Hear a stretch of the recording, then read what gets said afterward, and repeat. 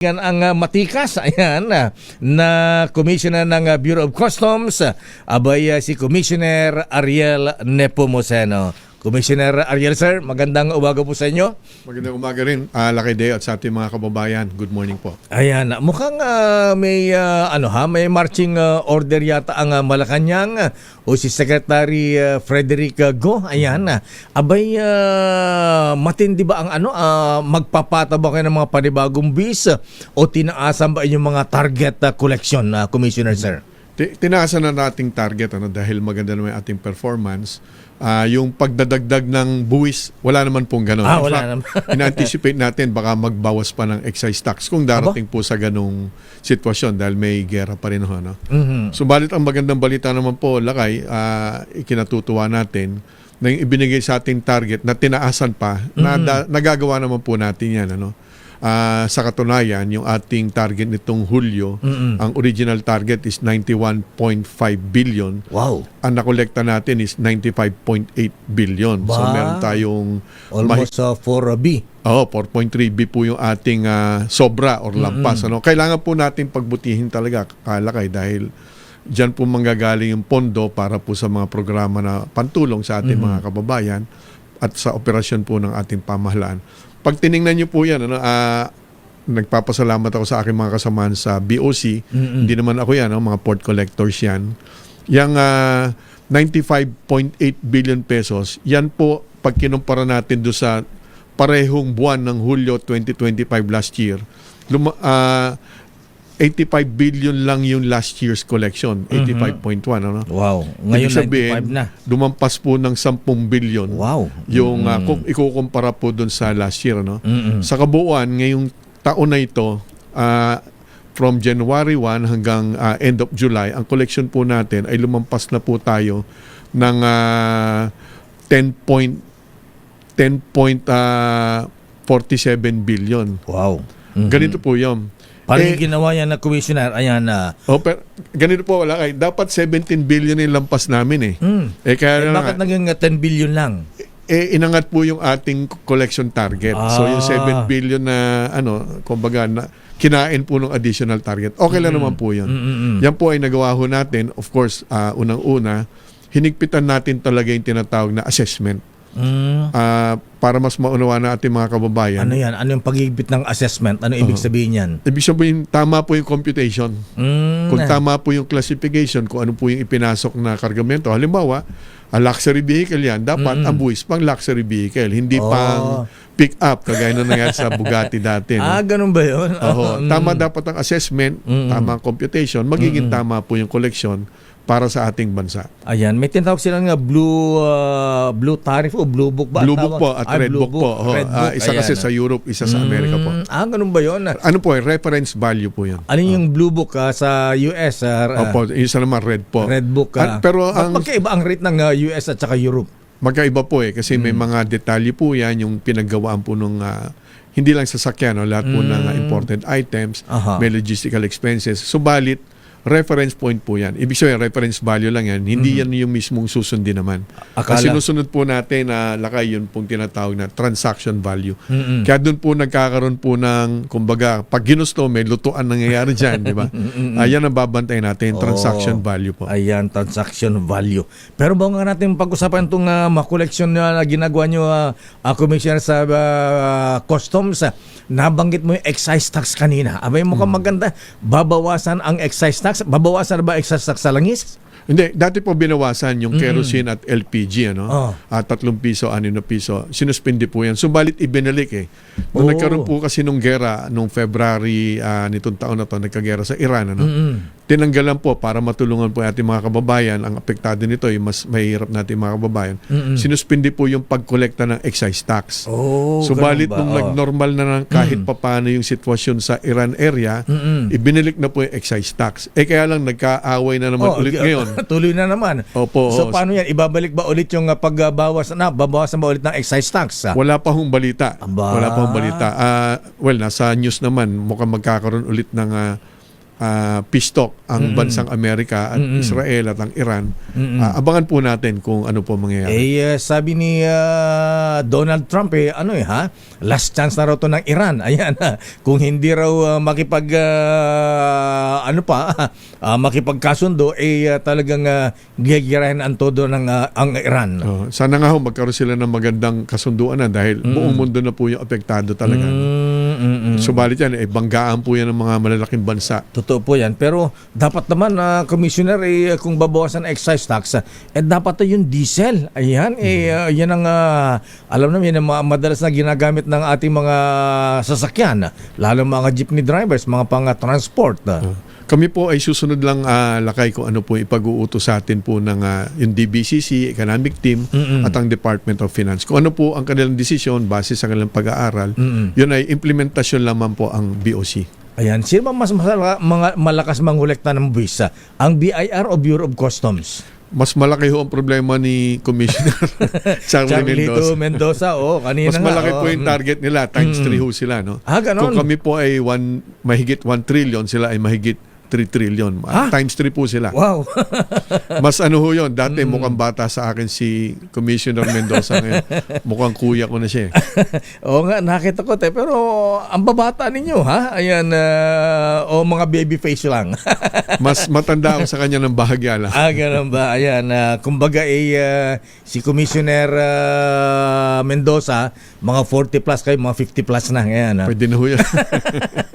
Pero magaling po yan. Bar-top notcher yan si very humble lang si Commissioner Mendoza. Ayan, hindi nagyayabang pero bar-top notcher po yan. At saka hindi Number 3 sa bar yan. Number 3 sa bar. Talaga. Dapat pala ito sa sa Supreme Court. Ayan. Para yung number 18 sa bar inappoint ng Pangulong Marcos sa kahapon bilang justice ng Sandigan ba itong si justice na Nard Chua. Ayan. Taga La Union pala ito, ha? Ronald Chua. Ayan. Baka sa CA po yata. Hindi ako sure po. Sa Sandigan Bayan yata siya, Commissioner, sir. Anyway, Commissioner, sir, ayan, isa pa, ha? Sunod-sunod ng pagkakahuli sa mga smuggled items. Isang araw yata yung mukhang maganda na ang Pasko natin dahil ini-smuggle na ang mga pyrotechnics ngayon. Dapat talagang huliin yan, Lakay, dahil bukod sa nawawalang buwis na manggagaling sana sa mga legal na importasyon ng paputok, bawal ho kasi talaga yan. Kapag wala hong permiso sa ating pamahalaan, yung kalidad, delikado po yan. Yan po yung madalas sumasabog sa mukha ng ating kababayan, sa kamay nila, at minsan nakakain pa ng mga kabataan, yung mga nahuli po natin. Pero pag nakita nyo ho yung packaging nila, yung mga boxes, nakalagay po doon, made in the Philippines, made in Bukawi. Pero galing China, ha? Galing po China. Ang gagaling nila, ha? Ganyan palang style nila. Tsaka, ang nangyari yata, Commissioner, yung nahuli nyo nung isang araw, ang tawag nito, misdeclared, hindi dineklara ng mga pyrotechnics. Yung nga po yung sinasabi ko, pandaraya po yan. Ang inilagay pong deklarasyon dyan ay mga baso. Ceramic cups. Yung pag binuksan niyo yung container sa harapan, mga baso, pero sa loob, puro paputok. Kaya lang, meron pong intelligence sa report kasing nanggaling. Well, to be fair po, galing po ng China yung Intel report. Ipinasa po sa atin dito. Ganun? Inaksyonan po natin yon. Ganun pala. So, ang China may mga kooperasyon naman po. Ang China nag-share ng information sa atin? Meron naman po. Maganda rin pala. So, kaya na-alert pagdaan sa x-ray, nakita nyo na kagad na. Nakumpirma ho natin. At yan po, talagang delikado po yan dahil, again, may mga issues po yan sa kalidad po. Dapat po, nakokontrol ng Department of Trade and Industry. Pag hindi po dumaan doon ang mga kagaya niya, napaputok, delikado po yun. Ayan. At saka isa pa, Commissioner, sir, yung ang tawag nito, yung smuggling ng petroleum products. Siguro dapat mukhang malaki dapat ang masisingil natin bus dito sa mga petroleum products. Commissioner, sir, ayan, paano po ang ginagawa po ninyo? May nahuli kayo lately dito sa may Batangas yata. Ayan. Sabi dito sa may Bataan, talamak din ang smuggling dyan. Paano natin monitor yan, Commissioner, sir? Ganun po, dalawang paraan po kasi ng pagpuslit ng mga petroleum products. Ano? Pag dumating po sa ating pier, of course, mahigpit po tayo talaga ngayon sa ating mga pantalan. Hindi lang po sa petroleum products. Lahat po ng mga gustong mandaya, alam po nila na mahigpit po tayo ngayon. Ano? Ang problema po natin ngayon, ang pagsubok sa atin, yung pong nasa high seas, yung paihi, hindi po ito paihi ng maliliit. Yung ano mga malakihan po ito. Tangke ng mga ng gasolina na ibinibigay sa mga probinsya, ganun. Opo, may malaking Ito barko-barko. May malaking barko po sa laot, may didikit po diyan na mas maliit na barko, minsan barge, ano. Tapos ita-transfer parang paihi ka yung tawag po doon, ano. So inililipat doon sa malaking barko, sa maliit na barko po yung langis. At ipupuslit na po yun dahil local na po yung barko na yun, hindi na po dadaan sa Bureau of Customs. Ano? Kaya ganito po yan. Ipinaliwanag ko nga po nung isang araw sa Kongreso na nagkaroon ng hearing. Maganda naman po ang paliwanag sa amin at pinakita suporta po ng committee ni Congressman Miro Kimbo. Ipinaliwanag namin doon na kailangan ng Bureau of Customs ng tulong. Una-una, wala po tayong sariling kakayanan ng BOC, sariling kakayanan na hulihin po yung mga nasa dagat. Kasi wala po tayong mga sea vessels. Iisa lang po yung gumagana. We have 7,100 plus islands. Ano? Hindi po ako nag-excuse. Ito po ay pag-amin na kailangan natin tulong, meaning kailangan po natin pondohan ang kagustuhan natin na magkaroon ng kakayanan ng Bureau of Customs. Ganito naman po. Dapat may interagency coordination na Commissioner Nepomuceno, sir. Tama po. Sa ngayon po, humihingi lang kami ng tulong madalas sa Coast Guard at sa Philippine Navy. Kaya din doon sa paghahanda namin kung ano po yung maganda naming kakayanan na gagawin, sumulat na akong formal kay Commandant Gavan ng Philippine Coast Guard. Kaibigan ko naman personal siya. At sa Philippine Navy, ang ating bagong flag officer in command. Ano? So sumulat ako sa kanila, but personally nag-usap na kami, natutulungan na kami na idisenyo. Ano ba yung kailangan talaga ng BOC, anong dapat bilhin, anong sistema, ano ang manpower na kailangan upang maging professional at handa ang BOC nagampanan yung misyon na labanan talaga frontal itong oil smuggling. Hindi kasi ito limitado lang sa mga papasok sa pier, kaya po natin higpitan yon. Yung mga papasok na paihi yung ginagamit. At sa mga hindi po sa pier, ginagawa rin po nila yun. Naglalanding sa mga private wharves. Ayun yun. No? Dito sa Bataan, may mga private ports dyan eh. Ayan, dyan daw ipinapasok yung may smuggle ng mga langis. Tama po yun. No? So ano po, kailangan po namin ng tulong. Kasama na ng PNP. So ngayon naman maganda naman yung ating pagtutulungan, subalit patitiningin pa natin yan. Kailangan namin ng tulong ng PNP, NBI, again, Coast Guard at ang Philippine Navy. Kaya siguro na kayo masyado natutulungan ng Coast Guard at Navy, Commissioner Allan Nepomuceno, bihis sila sa pagharang sa West Philippine Sea. Meron din po silang sariling mission kasi. Kaya nga, tama po kayo, Lakay. Kaya kailangan na po natin talagang gawing moderno ang Bureau of Customs kasama sa modernization na yan. Yung paggawa natin ng sariling BOC Maritime Command. Dapat para sa inyo, Commission, may barko din kayo, may mga speedboat din kayo, mga meron ganyan. Po dapat. Sa ibang bansa ganyan po. Ganun ba? Doon nga po, may mga helicopters pa sila. Ba't yan po dapat ang direksyonan natin. Nag-usap din po kami sa Senate, ang pamunuan doon. Tutulungan din po nila kami. Pinagsasubmit po kami ng plano at gagawin namin yan kung paano po magiging moderno ang BOC, in particular itong BOC Maritime Command, para naman magkaroon ng totoong kakayanan ng ating BOC. Madaling sisihin kasi yung BOC. Subalit kailangan, bago natin sisihin ang BOC, bigyan natin ng tsansa na magawa po natin ang trabaho natin ng maayos. Bigyan ng mga kagamitan. Ayan baka pwede natin i-request baka yung mga helicopter ng mga contractor, mga taga DPWs na involved sa flood control project, di ba? Binabaw yung kanilang mga ill-gotten wealth. Baka yung mga helicopter pwedeng kumpiskahin at i-donate sa Bureau of Customs na lang. Commissioner Nepomuceno, sir. Seriously po, pag nangyari po yan, yan po yung momentum nung mayroon pa tayong ICI. Di po ba? Yung mga assets na po pwedeng makuha, mabawi, pwede naman po talaga yung i-donate sa mga ahensya ng pamahalaan. Yun naman pala Oo. Ay, ano sabi ng ICI? Nawala na po Nawala na po si Ombudsman Boying ang dapat palang kausapin, ha? Ayan, si Ombudsman, again, nakita naman po natin yung talagang tibay ng loob ni Ombudsman Remulla. Nung Secretary of Justice po siya, Aha. madalas naman din po kami nag-uugnayan. Meron pa nga ho kami plano noon na maging formal yung kasunduan ng Bureau of Customs at ng DOJ upang kahit hindi na po kami ang pinuno ng dalawang ahensya, ay magiging sustainable at institutionalized po yung partnership po. Ay ba ang ombudsman na Boyeng kaya tinatarget biktimahin ng honey trap. Ayan, sex trap gamit ang mga Viva Max babes. Ganyan po talaga. Lakay, kahit po sa BOC, sinasabi ko nga, Ganun ba? billion po yung aming nahuhuli. No? Hindi lang po kami tax collection. Billion aming nahuhuli, sinasabi ko nga madalas. Yung mga nahuli namin mga kargamento na smugglers, Ayan. hindi naman po pumapalakpak sa amin mga smugglers. Sinusumpa kami yan. Nagtitirik po yan ng kandila. So marami po, malaking gera po ito. Ito hindi naman namin personal na gera po. At speaking of honey trap, Commissioner Nepomuceno, sir, ayan, alam po yung mga matitikas sa gobyerno ngayon, mukhang yan ang kanilang mga tinatarget.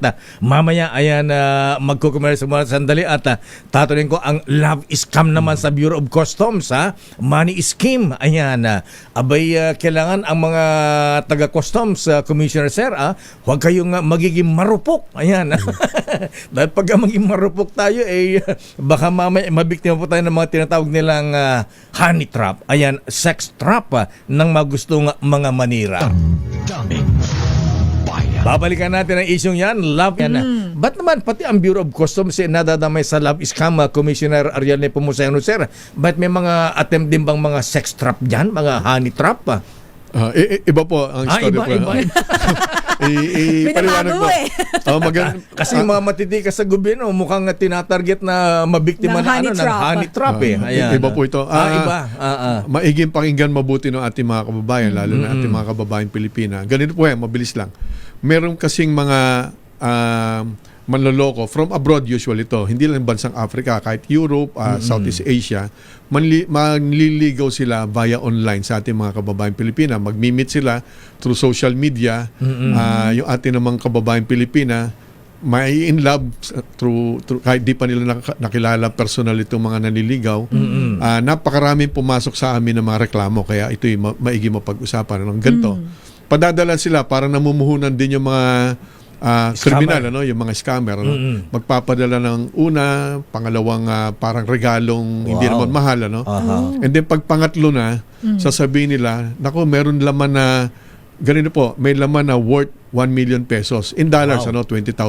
Alam mo, ano mga produkto, ano mga ino-offer ng mga scammer, Commissioner Ariel, sir? Hindi, sasabihin po dun sa kanilang girlfriend na Pilipina na meron na iipit na kargamento sa Bureau of Customs. Kailangan niyang tubusin dahil sayang, meron daw laman na $20,000, $1 million yun. Or meron jewelries, may mga mamahaling alahas. At iniipit daw ng customs. Kaya kami ay kumbagay nadadamay. Madali ho kasing sisihin at pagbintangan ng customs dahil mababa yung trust rating sa customs. Dati ngayon nag-i-improve pero nasa negative territory pa rin po. Tanggap natin yan. Ngayon, yun namang kawawang biktima maniniwala dahil nabigyan na siya ng unang regalo. Napasakay na siya. Napasakay na siya. Dalawang beses. Nabilog na siya, yung kanyang paniniwala. Magpapadala naman siya ng pera doon sa scammer. So, ang buong akala naman itong biktima, ang may kasalanan talaga, Bureau of Customs. Absolutely, hindi po kami kasala. Wala po love triangle po, lakay, no? Talaga po nga, may nanloloko lang. Walang involved na Viva Max dito. Wala po. So, yung kawawang Pilipina naman po, magpapadala. Hindi lang po minsan may mga nagreklamo sa amin. Nagpadala siya ng unang $1,000, pangalawang $1,000, and then wala nang mangyayari. At alam po na, sa kaalaman ng ating mga kababayan, kapag po kayo ay importer or exporter, ang bayad nyo lagi sa land bank. Land bank. Hindi po pwedeng yung mga payment wallets or gateways. Wala pong ganun na parang at dapat wag po silang mabola ho talaga. Salamat nga sa pagkakataon ito na mabigyan ng babala yung ating mga kababayan na naghahanap po ng love life pero through social media. Lalo yung mga nasa last trip na, di ba? Gusto magkaroon ng partner ng mga foreigner, mga ganyan. Sila po ang madalas pong nabibiktima, yung mga senior citizens po natin.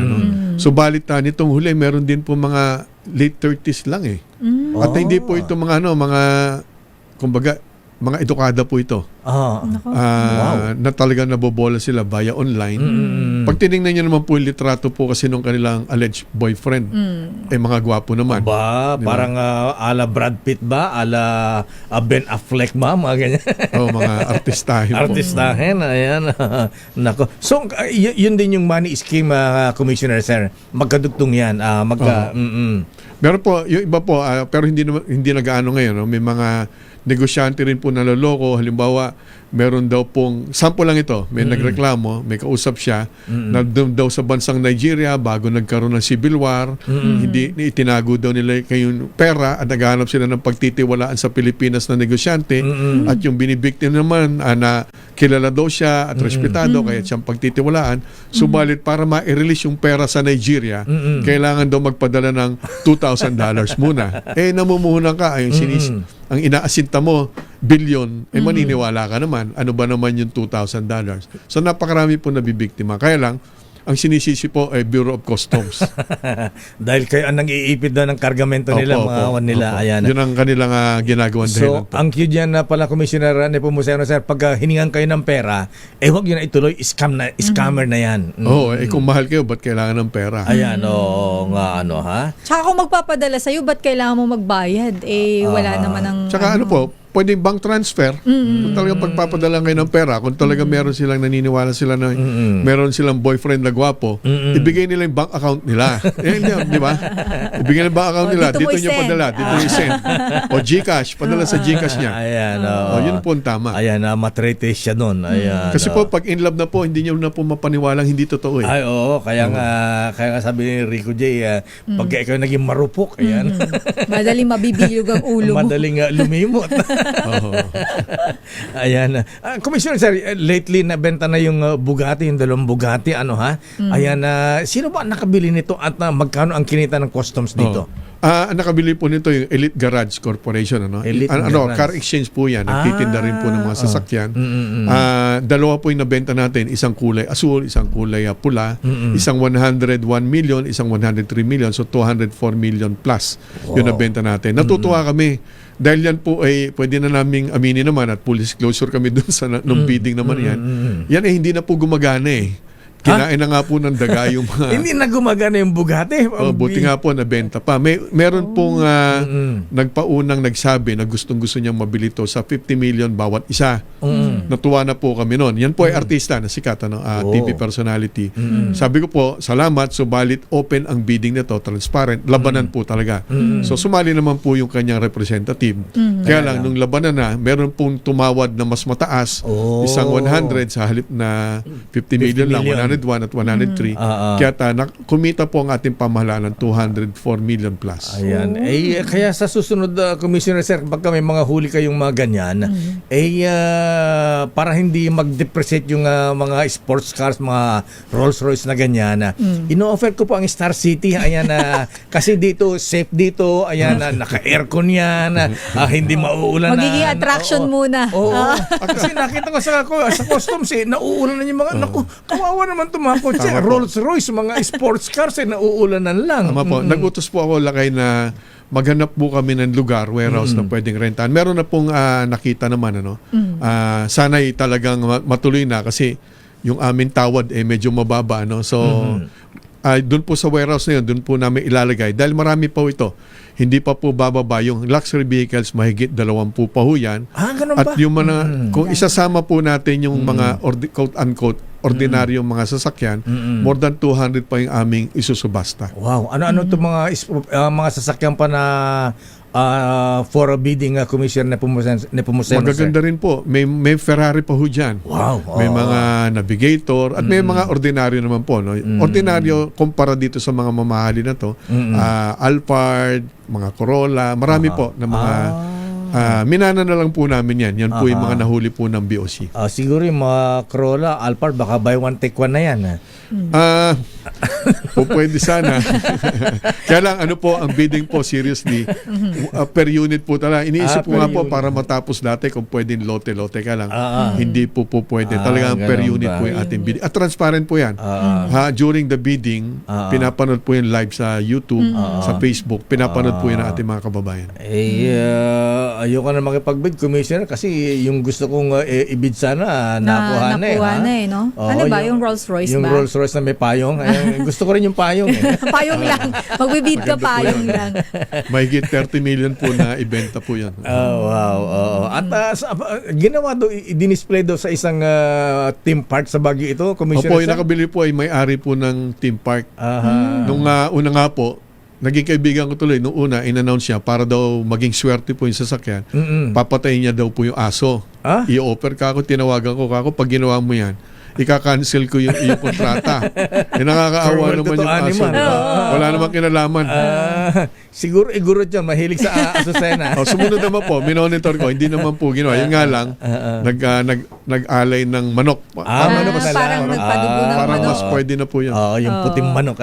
Ganyan may kami sa probinsya, may mga Ilocos. Mga pamahiin. Magtatayo ka ng bahay, magpapadugo ka ng puting manok sa sa bawat kanto dun sa poste. Kasi Sa poste. haligi ng bahay, mga ganun. Parang ganun din pala sa sa Pero ako kotse. lang may tanong ako kay Commissioner ni Pomoseno kasi ilang days na lang bago magpasko, may countdown agad eh. No? Bare months na. Commissioner, kumusta po ang monitoring natin lalo na sa pagpasok ng mga imported at parang ang dami po lately na mga pumapasok na mga smuggled na mga goods? Ganun po, tuloy-tuloy naman yung aming pakikipaglaban dyan. Ano po ito? Banggitin ko lang. Hanggat di pa natin talaga na fully automate ang sistema ng Bureau of Customs, posible pa talaga yung labanan dyan ng smugglers. Kami, kaya natin gawin yung paghihigpit. Marami nga kami nahuli left and right. Iuulat ko lang, mahigit worth 40 billion plus na po. Kung isasama po natin yung 2025, mahigit 80 billion plus worth na nung smuggled goods ang ating nahuli. Grabe. At ang kinasuhan na po natin, naisampa na po natin kaso. 84 na kaso na po. Mali po yung inaakala na ating mga kababayan madalas na marami tayong nahuli, billion-billion, subalit wala nakakasuhan. Hindi po totoo yun. 84 cases na ang ating sinampa involving respondents na 279 respondents. At marami pa kaming isasampa, lalong-lalo na pagdating sa agricultural smuggling. Dahil utos siya ni Pangulong Bongbong Marcos, higpitan lalong-lalo na yung agricultural smuggling. Ano yung sa monitoring niyo po, Commissioner Sir, ano yung pinakamataas na kumbaga rampant sa pagdating sa smuggled goods? Ano po ba yung top? Agricultural talaga Agricultural po. talaga. Kaya tama po yung batas, yung Anti-Agricultural Economic Sabotage Act. Mabigat pong batas yan. Kung nakikinig pa rin ho ngayon sa sikat po yung inyong programa, malamang nakikinig din po ang mga smugglers. Sabi ko nga, magbakasyon muna po sila habang ako commissioner. Dahil magpin po kami talaga. At gagamitin namin, ginamit na po ito sa unang pagkakataon, panahon po natin. Nagsampa na po tayo, ginamit itong batas na to. At ang kagandahan sa batas na yan, kapag sinampahan ka niyan, walang piyansa. So habang ikaw ay dumidepensa at nagpapaliwanag, walang piyansa. At humingi kami ng tulong sa NBI, sa PNP, CIDG, upang mahagip po natin, hindi lang yung trabahador, driver, Ayan, importanteng mahagip natin yung may-ari, financier, operator, kakutsaba, sino rin ang kapartner sa pamahalaan. Yung sinampahan po natin, di po ako natutuwa, subalit kailangan natin gawin, may nadamay din po mga taga-BOC mismo. Wow. So, isinampa po natin yan, siya po yung amin nirekomenda. Hindi po ako natutuwa doon, ikinahiya nga po namin yon. Subalit, tuloy-tuloy lang yung ating pakikipaglaban dito sa smugglers at ang kanilang mga kapartner dito sa kanilang maling gawain. So, 84 po yung kinasuhan natin dyan. 279 respondents. At marami pa tayong isusunod kung hindi po sila titigil. Abay, next time siguro, Commissioner Sir, banggitin mo rin yung mga pangalan kasi yan ang parati naming tanong Ba't ang dami nahuli mga smugglers? Pero kumpanya lang. Ayan, sino may-ari niyan? Ba't di nakakasuhan? Pangalan. Tama po. Good. Ito po, 279 respondents po ito. Mga individual, opisyal, may-ari. Yun nga lang, may mga puro empleyado lang. So, balit ngayon, matibay ang samahan po ng NBI, ng National Prosecution Service ng DOJ, kami sa BOC, CIDG, hahagipin po natin sino mga nasa likod. Ayan. At ang ombudsman din po, lagi rin po nagpa-follow up yan. Sabi ko nga si ombudsman. Talaga ha? Opo, si ombudsman na Remulla para nga po sa gera. Para ho natutuwa habang nakikipaggera maganda po sa bansa yun. Sabi ko nga, kung magkakaroon po talaga ng takot sa ombudsman, hindi lang po pamalaan, pati po yung mga gumagawa ng mali. Importanteng deterrent po yan. Matatakot po tayong gumawa ng mali. Ayan. At bakit tayo bitawan si Commissioner. Congratulations nga pala, Commissioner. Abay, kayo pala ay nakasama sa top sa survey ng mga sa good governance. Ayan sa mga national government agencies, abay number 4 pala ang Commissioner Ariel Nepomuceno, ha. 86.8% index of governance. Ayan, nakapagtala siya ng mataas na rating. Ayan, abay pag ganito ba, may premyo rin ba kayo, Commissioner? May reward din ba yan? Wala po, puro text message lang po. Congratulations lang.